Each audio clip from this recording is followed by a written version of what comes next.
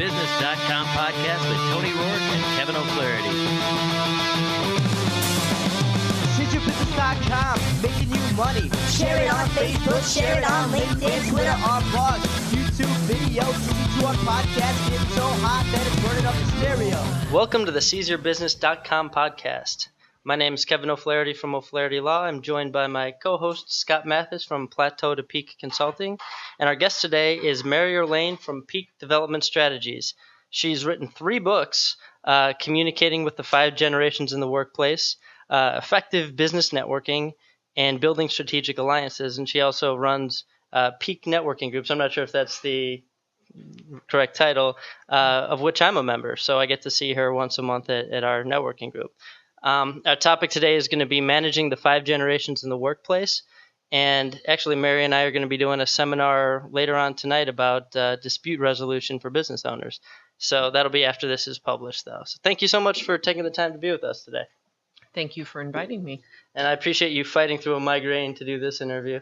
You can't tell. Yeah. You're holding up well. I said offline that I'd take you on your worst day, before most people. So I'm looking forward to talking to you about this. So why don't you tell us a little bit about what you do?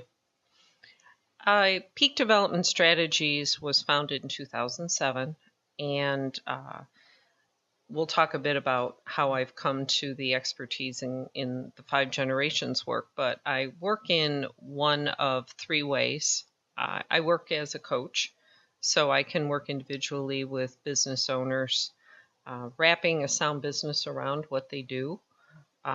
I don't really mess with their passion. They're usually very good at what they do, but running a small business has its trials and tribulations, and that's kind of where I come in. I also co-facilitate 3 entrepreneurs groups. There are 5 in the western suburbs and Chicago, and those are peer support groups where business owners can get the coaching from Michael and myself, but additionally, they also get the support from their peers. It's that place where they deal with the isolation, again, wrapping a sound business around what they do, and they get the insight and accountability, problem solving from their peers. So they grow together. And also I do training, speaking workshops on a lot of the I guess we'll call them the soft skills, the skills that typically people will take for granted and expect people to learn on their own, communication, conflict resolution, collaborating, team dynamics. And again, a lot of that also intertwines with my 5 generations work. And you mentioned my networking groups. This is a go-to-market strategy that I work for myself, but also provide alliances like you, where we have business owners coming together, and that business networking at the level we do is quite productive, and I've done that for over 10 years. I love the format of your group that I'm in. It's not a leads group. You're not there to exchange referrals, and the thing I love about it is after everyone's introduced themselves, you ask everybody to go around the table and say something that they need from the universe, basically, other than their next client, which a lot of people struggle with. But you walk out of there and you take notes on how you can help the people around you or how they can help you. And every time I go to one of those groups, I walk away with 5 or 6 action points where I can work with the people that I met to accomplish something other than just passing business back and forth. And a lot of business does get passed back and forth, incidentally. Right. That's the method to the madness. In essence, I'm listening for opportunities for myself. I'm listening for opportunities mainly for my network. Sometimes, I'll even hook 2 people up right at the table. And, networking isn't just about getting your infomercial. It's really trying to take your network and join it together with somebody else's network, because ideally that's going to circle back around to you. Hence why the heart and soul of the book I wrote is around that decade of experience that I've had with these groups, and I wrote it with that in mind. Yeah, so tell me, go ahead, Scott. Not having been in any of your groups or anything like that, do you mostly focus on small or any size business? I've had Predominantly small to medium business, Okay. but I've had actually somebody who was one of the executives from American Express. I've had C-level officers in banks, but predominantly the focus is small to medium business with a B2B focus. Gotcha. Yeah, it's bigger. The businesses that we see there, there's some, realtors come, attorneys come, but there's also people that are, putting in big solutions for, manufacturing companies. Oh, And, yeah. so it's when you say small to medium, you mean the classic sense of medium where it's, Right. Yes. big for most people that'll probably be Yes, listening. exactly, exactly. So the entrepreneurs groups are different from your peak networking groups. Mhm. And, I know a little bit about these, but the way they work is it allows entrepreneurs to be basically a board of directors for each other. Yes, and there are confidentiality agreements, non-disclosure agreements signed, so that within this group, it's a group to work. It's not a group to network. Not to say networking isn't a byproduct, because when you're sitting around the table with 8 to 10 of your peers, you get to know each other. Yeah. And who else are you going to refer when somebody raises their hand and has a need? Yeah. But the key in this group is that it's that structure that we wrap around, which in essence becomes something that they reproduce in their own business. So we have a time to do goals accountability. We have a time to do issue and problem presentation and solving. And then we have a time to do best practices. And we stay within a fairly structured time periods in that 2.5 hours so that no one individual can run off and dominate the group. And it's through Michael's expertise in designing these groups and through our facilitation that we have story after story of success. And not to say that there aren't times where people really have some breakdowns. When business gets really hard or overwhelming, and it's kind of cool to see this band of brothers, so to speak, wrap their arms around a troubled business owner. Literally somebody at the brink of putting their hands up in the air and saying, I quit, to coming back a month later and having nailed all of their goals. Well, it's really lonely and scary at the top. Mm-hmm. And, I was going through that last summer when I started working with Scott. Scott's my COO, among many other things that he does. But I just, felt, man, I've got lightning in a bottle here, and there's so much rattling around in my head, and I need help to at least communicate it to turn it into a reality. And that's kind of what your groups do, from what I understand, is allow people to have, a band of brothers, I think you said, to work through those problems and not feel like they're alone wrestling with things. Go ahead. And sometimes it isn't that people are struggling and penniless. Business can be exploding and they can be making money hand over fist, or they've been entrepreneurs for so long, decades. We have members who have been in that role for decades. They want to learn how the people that are new to business, how they're supposed to do it. So we get a great cross-section of people in those groups. What frequency do you guys meet at? I mean, how often, or weekly, monthly? Monthly, and then there's a coaching session that you'll get with myself or Michael on the whatever off weeks, and that is just maybe something you feel uncomfortable with presenting to the group and just want us alone, or whatever is standing in the way, whatever that challenge is or challenges are in a business, whatever you can accomplish in that hour. Sometimes people just really desire that extra bit of accountability because a month seems like too long. So that 2-week point becomes an extra boost. And this group, they don't shy away from accountability. They'll be happy to call somebody up short and say, hey, I thought this was important. What's going on? And a month could, if something happened, if we have the meeting today and something happens tomorrow to me, a month might be too long. So, but I imagine as you get going, people will reach out within themselves and become friends and talk about it outside of class. Yeah, absolutely. Absolutely. So in addition to all of that, in addition to writing the books, you also you audit people's businesses for gaps in their sales I'm probably not describing that correctly, but Well, elaborate on what that. I've done is married that together with the 5 generations in the workplace. You know, there are companies that are doing quite well right now, but all companies have gaps, you know, where perhaps the pennies or dollars are leaking out. Sure. And it kind of comes from my medical background, where I have a diagnostic side that I get to feed, where I have a really great process as well as a really great nose to sniff out those gaps. And it's not like I created them. You know, I liken it to, you know, a painted wall. There's flaws in the painted wall. I didn't put it there. It's just that really when you examine it, you know, we can see those little imperfections. And this process that I also marry up with the work with 5 generations is a company sustainable as our generations transition. You know, the marketplace is changing, and a lot of companies just really don't have a handle on how to change that, how to handle it, what they're supposed to do. So what are the ways that we can build a solid strategic sales plan that we can implement going forward and know that our business is sustainable?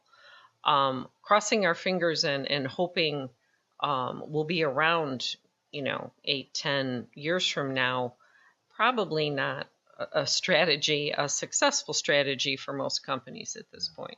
And maybe sometime we can have you come back and talk a little bit more about that aspect of what you do. What you wanted to talk today was about managing the 5 generations in the workplace. So I don't even know where to start with this. I've heard your talk on this is very good. I'm sure there's you know, I'm sure you don't have one canned talk, but you know, tell me about the 5 generations in the workplace, and you know, I'll ask questions as they come up. Well, there's really 6% of traditionalists. Those are those folks that are born between 1922 and 45, and they still exist in the workplace. They also exist in our marketplace. Our boomers are 2 subsets, and there's the earlier subset, if we kind of split it by about 8 years or so. That would be the flower power, hippie, Vietnam, civil rights 60s generation, and then there are those that were born in the 70s, where, you know, we had Nixon resigning, we had you know, all the way up into Reaganomics, and this is when we were being most influenced by generational change. And then we have our Gen Xers, the latchkey kids, those ones that are very independent. And that's predominantly when the boomers either wanted to have a mom and dad or needed to have a mom and dad in the workplace. And right now, our Xers and Zs, most people aren't aware of the Zs. They're being kind of lumped together in one generation, but in reality, we have a whole different generation born 1990 and thereafter that have entered the workplace, and they're very different. Our Ys are taking their place, but also getting a real bad rap.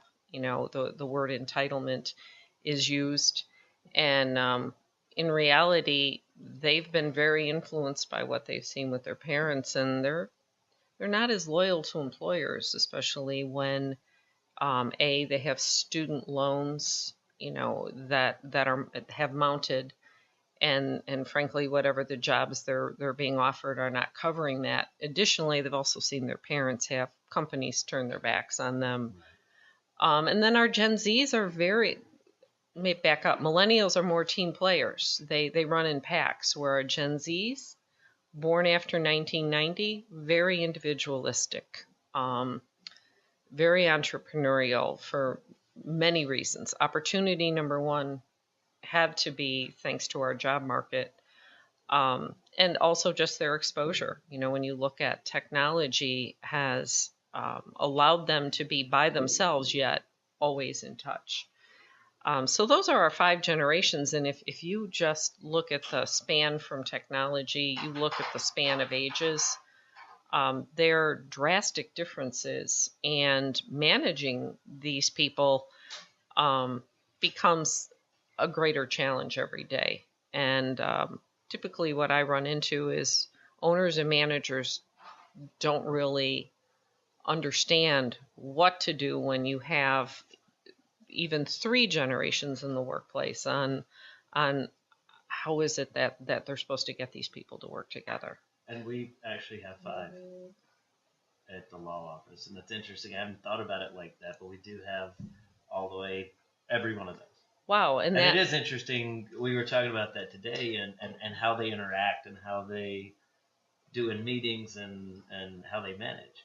and not surprising in a law firm, because I have another client who is also a lawyer, and they have one of the partners actually still has their name on the sign. Is probably one of the best security lawyers in the country. But, come to think of it, in law firms, I would think that would not be quite as surprising as perhaps other companies because of the ability to have a very long career in law. We've kind of stumbled into trying to figure out how to manage that. One of the Trevor, who edits the podcast, so if you're listening, Trevor, hello. He would be a millennial. And you just set him on a project, and he goes and he can, he'll figure it out. But then if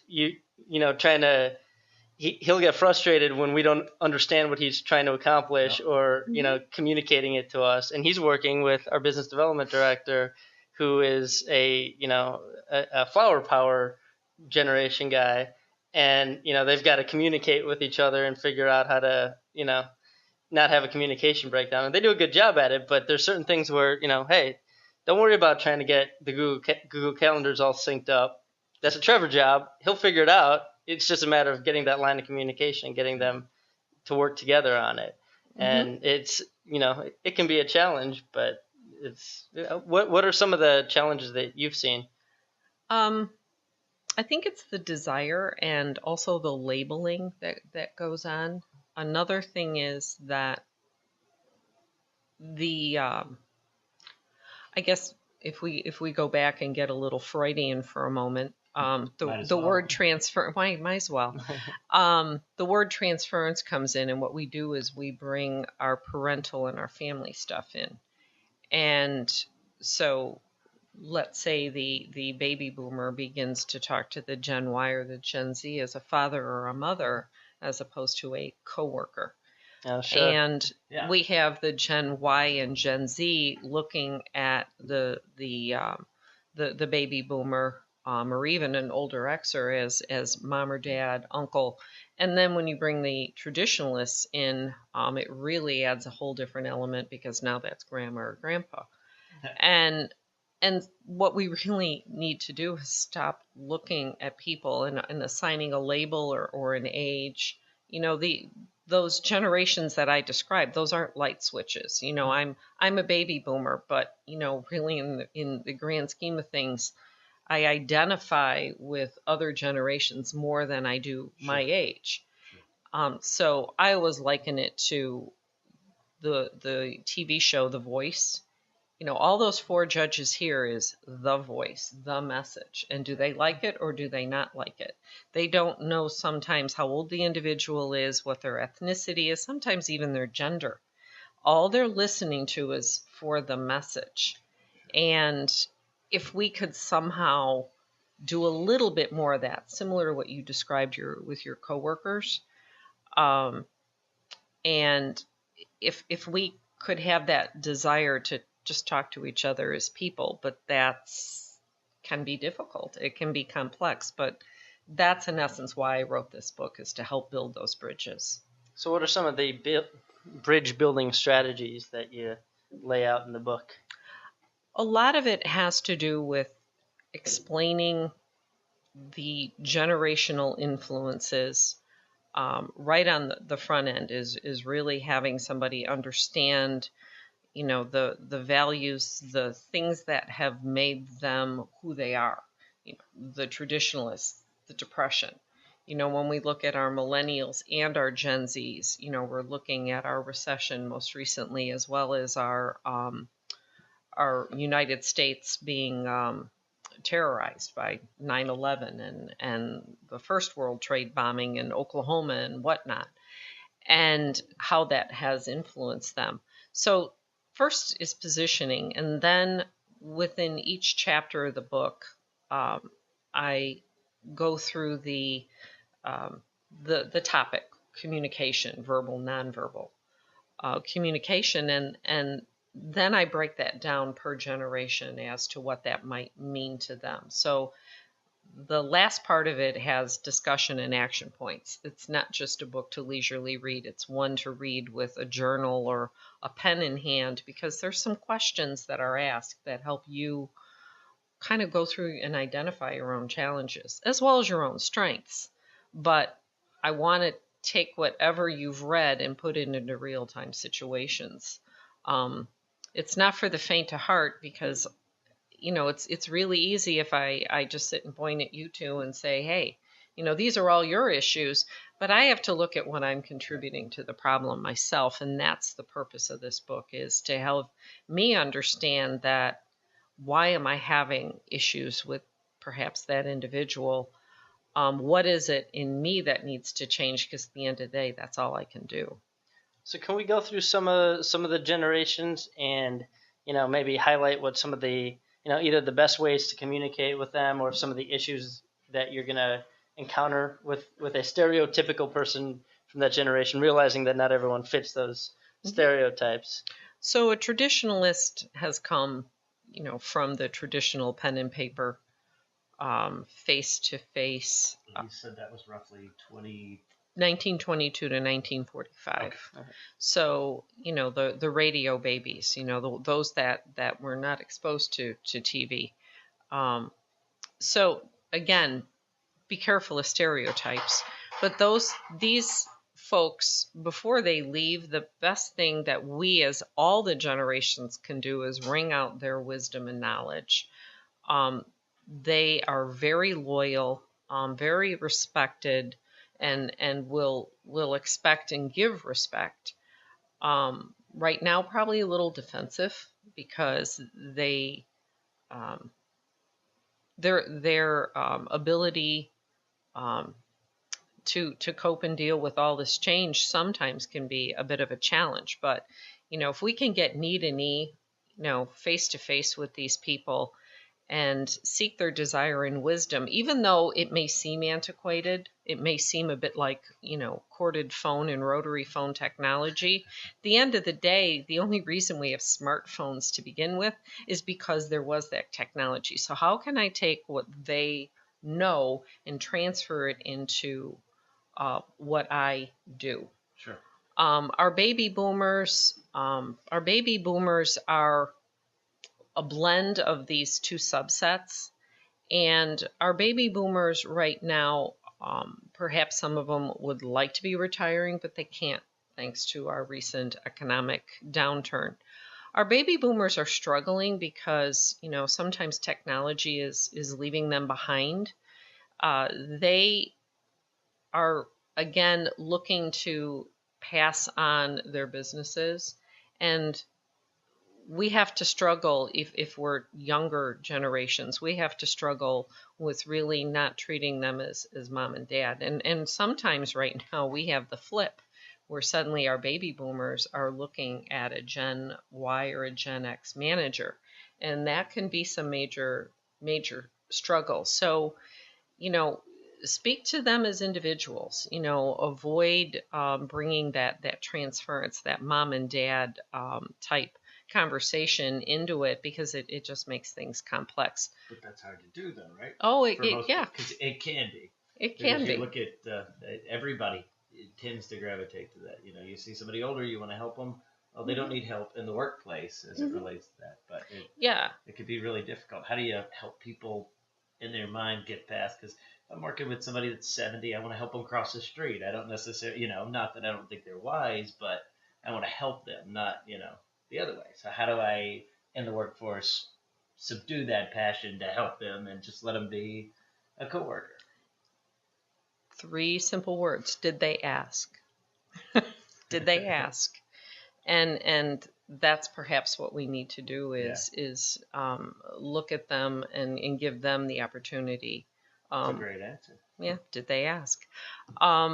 When we look at our Gen Xers, again, as a boomer, there are some people that don't know what to do with them because they're intolerant of bureaucracy.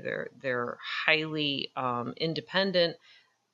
They do not want to have meetings about the big meeting.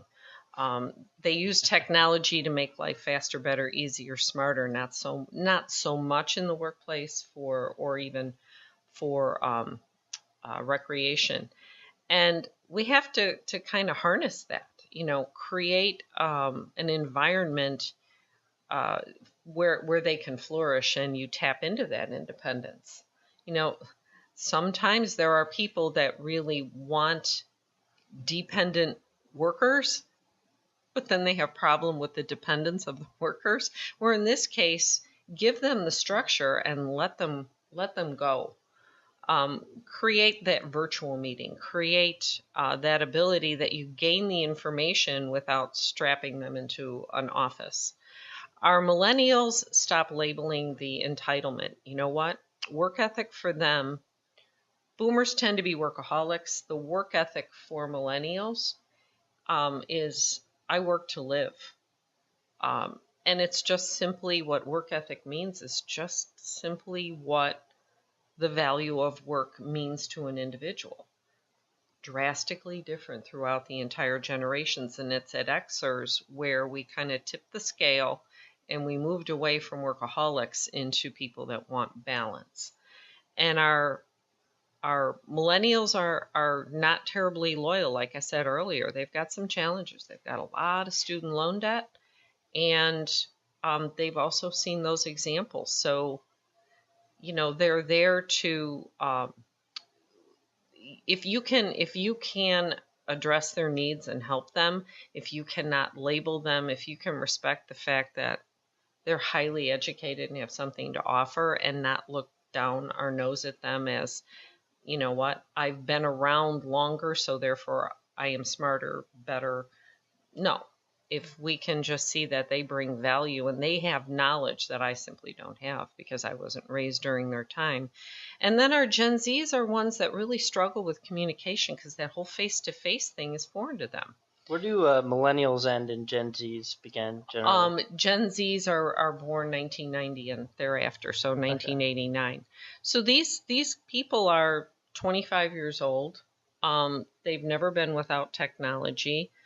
They're able to socialize with their friends, which oftentimes is on a global scale. Like my son, my Gen Z, I had mentioned earlier, he spent a year at Oxford, so he made international friends. And social media and technology have allowed him to stay in touch with people I never knew on the planet when I was his age. So for them, they can kind of miss some of that nonverbal and what we take for granted in communication, they struggle with. So instead of criticizing them, perhaps coach them. So is there a form of communication like, email versus a meeting versus just going up and talking to them face to face that tends to work to get the point across to a Gen Z person versus a boomer, I think if you looked at the stereotype, it would probably be social media texting.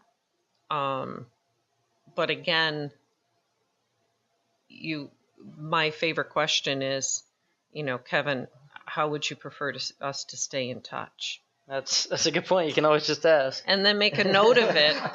Make a note of it somewhere in their file. And I do the rabbit ear quotes. The file may be a piece of paper. File may be a CRM system. File may be some app on your phone. But make a note of it in that, I was trying to email my son, and my son's like, email so yesterday. And, in this case, the Gen Z, I try texting him. He says, my phone's in my drawer. Would you please call me? So here is somebody who is supposed to be the texting, social media, instant messaging kind of guy. And that's just simply not the way to get in touch with my youngest son, who's 25. You got to pick up the phone and call him.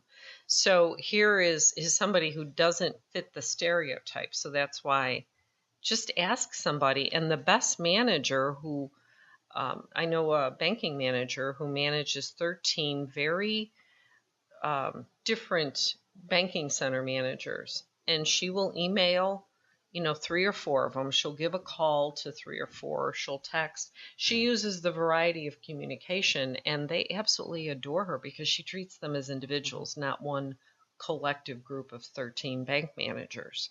And we take that one size fits all instead of perhaps treating people as individuals and meeting them at their preferences when we can. Yeah. Well, and I know if I send out a mass email to my entire staff, it's going to be hit or miss who actually gets that information and who acts on it. It's almost, you say just ask, but if you ask me the best way to communicate with me, I might tell you one thing, but the way you're actually going to get through to me is a different way. It's almost, trial and error, find out what works. That's what I've found. If Scott responds to texts, faster than he responds to an email, then, keep that's texting. Funny. Our office manager, I text her, but Andrew, I email, and I get immediate response from both from very different types. And I found that Sam will immediately hit, a text back in a second. She may not answer the phone. She may be in a meeting or whatever, but it is interesting how they do all have different ways of it, and you kind of have to play it by ear or not play it by ear, but trial and error was a great way to put it. I have somebody who is probably an older boomer, if I had to guess, who insists when we want to get together for coffee on calling me and doing it right then and there with calendars open. And I'm out on the road, and my phone is put in its little cubby where it belongs, so it connects up with Bluetooth. Yeah. And she's calling me, and all I say, could you please provide 3 dates in an email? And then she calls, and I said, I can't do it. So we never can seem, because she refuses to put the 3 dates in an email, and I can't be scheduling while I'm driving. They don't advise. I think it is. And so here's where stubbornness oftentimes gets in the way. If you ask that question, and perhaps maybe you can't do it all the time, the mere fact you ask the question, how do you prefer to stay in touch, automatically has buy-in because you're showing some interest. Yeah, it shows that you care about them as an individual. Exactly. Yeah. It's funny you talk about scheduling. My friends will often try to do like a Facebook event to try to plan something for like next weekend, and I can't open the Pandora's box of Facebook on a daily basis. It's so if my wife wasn't checking it, I'd never be at anything. I'd like, hey, same thing. Yeah. If you want to invite me to something, send me a text. But it's everyone operates in a different way, and you got to figure out that if I want to communicate with those friends, I gotta be involved in Facebook at least on some level. So. Or not communicate with them. So what? Any other pearls of wisdom you'd like to share before we let you go? Pearls of wisdom. I could be here all day. Yeah, I know. We could do 5 podcasts with you. I guess the one thing I would leave is to reinforce the fact that yes, there are 5 generations, but at the end of the day, people are individuals. So resist the temptation to automatically assume. And if nothing else, I've learned that with my own kids. I have 2 boys and a girl, but I technically have 2 Y's and a Z. And I see even the unique differences amongst them. They're 7 years apart. I have a son who still uses, the youngest still uses Post-it notes. I use Post-it notes as kind of the bookmark, inside a book to mark a page. I don't use Post-it notes. I have this thing called a smartphone. Exactly. And here I am, how many years older than he is. And, so we've got to treat people as individuals. And, but by the same token, understanding that there is this huge gap called the 5 generations in the workplace. The fact that our Gen Alphas who were born after 2003, they're turning 12 this year. They already probably have some influence in the marketplace in terms of buying power, but it's not going to be all that long that they're getting their first jobs. And so we have technically 6 generations in the marketplace to influence buying power. Right. And what is a company doing to get themselves ready for these generations? Are Gen Alphas, are they if a kid is born today, are they Gen Alpha? Mm-hmm. Okay. We're not on the and we beta still yet? We have some understanding of who they are, and predictably, how they're developing, but they still have a whole lot of influence, and we have no clue what's on the horizon. The events like 9/11 and depressions and wars and things. We have no clue what's ahead of us. But currently, they've never been without technology in any way, shape, or form. They're not going to live as long as the folks that are on ahead of them, because exercise for them involves the movement of their thumbs. And our food has changed. However, they will have a huge opportunity in the blue collar skills workforce, because those people are retiring. We predominantly have college educated people, so there'll be a huge opportunity in skills workforce for them. So if you think about it, the world will be their oyster. There's a lot to learn about them, but they also will be able to process so much quickly, and currently do. If you're around, my grandson happens to be one of those, and I just look at him, and I can even see the differences from that Gen Z into the Gen Alpha. Get ready; they're not going anywhere. I read an interesting article the other day, and I thought of you. It was about how I was born in 82. It was about how there's a window between about 78 and 82 that everyone growing up during that time grew up at the same time that the technology we have today was growing up. So it wasn't like Gen X where they had to figure it out, as they were adults, but they didn't have to go through high school with Facebook, and the awfulness that would bring. They didn't have cell phones growing up, but they, we get the benefits of it and of knowing how to use it, because we learned it as it was coming. Yes. Without having to have. We're the last analog childhood basically, which is, which the article said was a healthy thing, and I look back on it as fondly. And I can probably identify slightly with that, because I went to a high school that opened after we moved. The high school opened the year I was a freshman, and because it was a brand new high school, it had a computer. Now, the computer had a room probably the size of what I'm sitting in now, because it was so huge, but I, in essence, had the exposure to computers. So you were getting in on that right as they were coming along too. Yeah.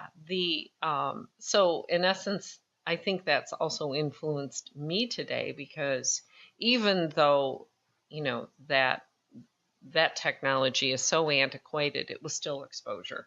Mm-hmm. And I then moved forward and was exposed to more technology, but I think that's probably why I identify with folks that are agile in technology, and I am pretty agile. It's because I didn't really have the fears that perhaps other boomers that did not have that in their teen years.